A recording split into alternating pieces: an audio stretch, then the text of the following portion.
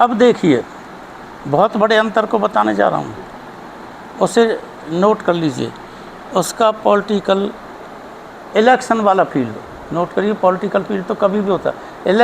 Election जीत कर कोई पदवी प्राप्त करना, वह अष्टम भाव से शुरू हो गया था, क्योंकि यहाँ पर जनता का कारक शनि भी उसके प्रभाव में आ रहा था।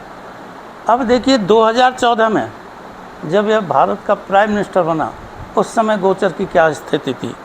2014 में ये लिख देना, शनि तुला राशि में उच्च का था। नोट करिए, शनि तुला राशि में उच्च का था और गुरु अष्टम भाव में ही था। इस स्थिति में देखिए भाग्योदय कितना अच्छा हो रहा है। दोनों शनियों को दोनों गुरु देख रहे हैं, दोनों शनियों को दोनों गुरु देख रहे हैं और दोनों गुरुओं को दोनों शनि देख रहे हैं। जब हम इस गुरु को यहाँ ले आते हैं तो गुरु से गुरु का संबंध बन गया। शनि जो है उसको यहाँ ले आते हैं तो गुरु से संबंध बन गया। इस तरह की स्थिति करीब 900% योग बनाती है और इसलिए यहाँ पर इसको प्राइम मिनिस्टर बनने का मौका मिला। जबकि पहली कुंडली में शनि में इतनी ताकत नहीं थी जितनी इसमें है, क्योंकि यहाँ शनि उच्च का है, गोचर में उच्च का है, तो इसलिए इस स्थिति में वो प्राइम मिनिस्टर बन गया।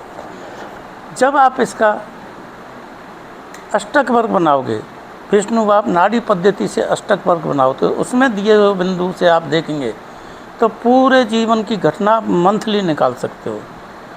आपको पूरा जीवन इसका पता चल जाएगा, कब इसके साथ क्या होगा, कैसे होगा, कितना होगा। यह दूसरी बात है कि यह प्राइम मिनिस्टर ना बने लेकिन प्रेसिडेंट बन जाए या कोई और अच्छी पदवी मिल जाए, लेकिन पॉलिटिकल फील्ड में रहेगा। मैं इसका हिसाब से 93 साल तक का लगा पाया हूँ, इससे आगे मेरे से हिसाब नहीं लग रहा। बाकी कोई आपको डाउट हो तो पूछ सकते हो। और विष्णु भाव नाड़ी ज्योतिष ग्रंथ,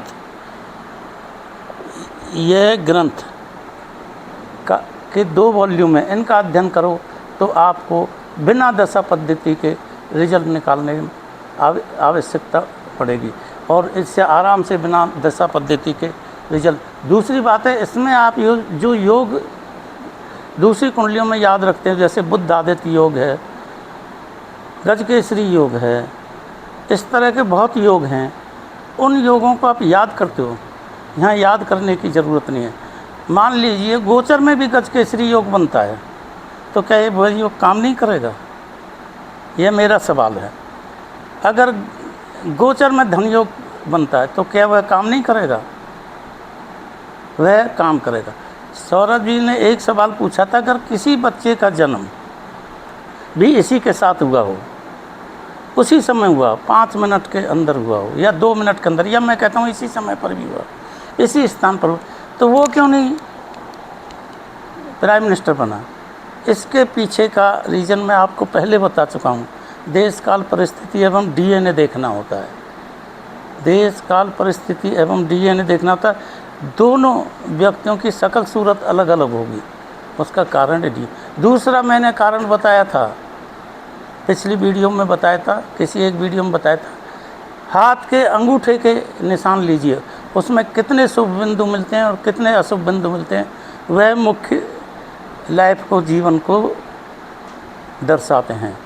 इसके मुख्य शुभ बिंदु बहुत ज़्यादा होंगे, इसलिए इसको प्राइम मिनिस्टर बनने का मौका मिला। उस व्यक्ति के नहीं होंगे क्योंकि पूर्व जन्मों में कोई कमी रही होगी। अब इसने ऐसा क्या कर्म किया, पिछले जन्म में ऐसा क्या कर्म किया कि इसे प्राइम मिनिस्टर बनने का मौका मिला? यह मुख्य तथ्य है। देखिए, पूर्व जन्म को विष्णु भाव नाड़ी पद्धति से निकालते हैं, गुरु को पिछले भाव में ले जाते हैं। नोट करिए, गुरु को पिछले भाव में रख लेते हैं। गुरु का संबंध या सूर्य बुध केतु से बनता है। यह हाईएस्ट क्वालिटी का योग है। उसके 11वें भाव में चंद्रमा मंगल बैठे हैं। अब यहाँ देखिए, शनि कर्म का कारक होता है, जो शनि शुक्र के साथ बैठा है। इसका मतलब है ये पिछले जन्म में इससे अष्टम भाव में शनि शुक्र बैठे हैं, यहाँ पे इसने स्त्रियों के साथ कोई गड़बड़ की है, क्योंकि ये दसम भाव में बैठे हैं। इसका मतलब स्त्रियों को परेशान किया, इसने अपनी राज शक्ति का उपयोग स्त्रियों को परेशान करने में किया है, इसलिए इससे स्त्रियों से इस जन्म में दुख होगा। लेकिन जो 11वें भाव में मैंने बताया था कि ये पीपल योग बनता है, आंवला योग बनता है, कि सात्विक वृक्ष का योग बनता है, अर्थात ये देवता का योग बनता है। सूर्य विष्णु का रूप है, बुध भी विष्णु का रूप है, केतु नर नारायण बना देते हैं, ये नर नारायण योग बनता है। चंद्रमंगल 8वें भाव में बैठे हैं, इसका मतलब पिछले जन्म में, नोट करिए, पिछले जन्म में कोई अकाल पड़ा है जब पानी की शॉर्टेज हो गई है, बारिश नहीं हुई है। क्यों? चंद्रमा नीच का है। तो इस व्यक्ति ने ये धर्म कार्य किए, 11वें भाव में बैठे धर्म कार्य किए। दूसरा, इस भाव से 12वां भाव 9 नंबर की राशि है, जो गुरु की राशि है, यह चैरिटी और दान दर्शाती है। इस व्यक्ति ने भूखे पीड़ित लोगों को उस समय राजकीय शक्ति से और अपनी शक्ति से दान देकर उनका जीवन को चलाया। उस पुण्य की वजह से आज जनता इसको शक्ति प्रदान कर रही है, उसे प्राइम मिनिस्टर बना दिया। इसने पूरी मदद की है अकाल के समय पर। अकाल क्यों पड़ा वो मैं आपको बता चुका हूँ। मंगल अग्नि तत्व का है, चंद्रमा जल तत्व, जल तो यहाँ नीच का हो गया, खराब हो गया, पड़ा ही नहीं, इसलिए अकाल पड़ा। तो इसने हर तरह से जनता की सेवा की है, इसलिए इसको यह स्थिति मिली है। यह पूर्व जन्म का कर्म। लोग तो फट से कुछ भी कह देंगे, इस कुंडली में स्त्री दोष बनता है। स्त्री दोष क्यों बनता है उसे नहीं बताएंगे, बनने का कारण नहीं बताएंगे। इस कुंडली में से सूर्य बुध केतु की युति को हटा दो तो ये कुंडली जीरो हो जाएगी। इसके अतिरिक्त इससे प्रसिद्धि क्यों मिल रही है? आप मुझे बताएंगे इसमें कौन सा ग्रह ऐसा है जो गुरु के प्रभाव में नहीं है? कौन सा ग्रह ऐसा है जो शनि के प्रभाव में नहीं है? कामावेशी 70% प्लानेट पर गुरु का और शनि का प्रभाव है। नोट करिए, गुरु और शनि का प्रभाव है, कर्मों का और धर्म का प्रभाव है, इसलिए यह जातक इस स्थिति में पहुंचा। कितने सुंदर राजयोग हैं, इसे देखिए तो आपको समझ में आ जाएगा क्या स्थिति हो रही है।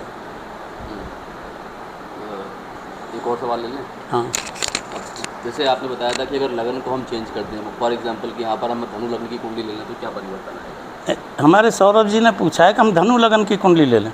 देखिए, इस कुंडली में मंगल लग्नेश बहुत ताकतवर है, हालांकि नवांश में नीच का था, पर मैंने बताया था पुष्कर नवांश में है, इसलिए उसकी ताकत हजारों गुना बढ़ गई। चंद्रमा का नीच भंग हो रहा है।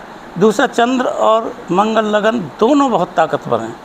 तीसरी बात है, सूर्य लगन पर भी गुरु का प्रभाव है। यहाँ पर गुरु का 30% प्रभाव लगन पर भी माना जाएगा, विष्णु भाव युति से दृष्टि से 30% प्रभाव माना जाएगा। अब वैसे भी यह लग्न है, तो लगन का प्रभाव तो सभी ग्रहों पर होता है, हमेशा होता है। इन दो कारणों से इसकी बहुत अच्छी स्थिति हुई है। लेकिन अगर हम धनु लगन ले लेते हैं, धनु लगन लेने पर आप देखिए लगन तो खाली है, लगन पर कोई प्रभाव ही नहीं है, किसी ग्रह का प्रभाव नहीं है। शनि शुक्र का पाप विष्णु भाव से ला सकते हो, शनि शुक्र का प्रभाव थोड़ा सा विष्णु भाव पद्धति से ला सकते हो, तो उसी तरह से उसकी ताकत हो गई। अब जब उस लगन में ही ताकत नहीं है तो वो अन्य ग्रहों का नियंत्रण कैसे कर लेगा? वह प्राइम मिनिस्टर की पदवी में कैसे जैसे मैंने बताया था, अगर लगन में 10% ताकत है तो 100% वाला योग भी 10% फल देगा, 100% नहीं देगा। अगर आप बिजनेस में 10 रुपये लगाते हो तो 10 रुपये के हिसाब से ही आपको मिलेगा। दूसरा करोड़ लगाता है तो करोड़ के हिसाब से, इसलिए लगन में ही ताकत नहीं है। तो आपको लगन की ताकत को देखना सबसे प्रथम कर्तव्य है। उसके बाद अन्य भाव भी बिगड़ जाते हैं या बन जाते हैं। हो सकता है दूसरा भाव धन के मामले में तेज हो जाए, अर्थात शनि धन के मामले में तेज हो जाए तो धन अपार मिलेगा, लेकिन प्राइम मिनिस्टर का पद नहीं मिलेगा। तो इन परिस्थितियों को देखना होता है। दूसरी बात यह है, लगन बदलते ही दसम भाव और सप्तम भाव के स्वामियों पर क्या सूर्य का प्रभाव है? अगर सूर्य का प्रभाव नहीं है तो वह व्यक्ति प्राइम मिनिस्टर जैसी पदवी, सरकारी पदवी नहीं ले सकता। हाँ, इसमें विष्णु महाप्रताप होने की वजह से, योग होने की वजह से वो तरक्की कर सकता है, और उतनी तरक्की कर सकता है जितनी लगन में ताकत है। तो आपकी लगन की ताकत को देखना। इसका मैं एक बहुत भौतिक उदाहरण देता हूँ, दैहिक उदाहरण दे। अगर कोई व्यक्ति जन्म से ही लंगड़ा, लूला, अंधा पैदा होता है तो वो क्या कर लेगा, मुझे ये बताइए। कोई वो योग उसकी कुंडली में बहुत अच्छा है, मान लो अरबपति योग है, तो अरबों का मालिक तो हो सकता है, लेकिन स्वयं नहीं कमा सकता, क्योंकि उससे तो न दिखाई देता, न चलना आता, न बोलना आता, तो क्या कर लेगा। या कोई भी शारीरिक कमजोरी है तो वो कुछ कर ही नहीं पाएगा। लेकिन लगन ताकत ना होने के बाद दूसरा भाव ताकत होने की वजह से वो सुविधाएं उसको मिल गई। इसे आपको ध्यान रखना होगा। इति श्री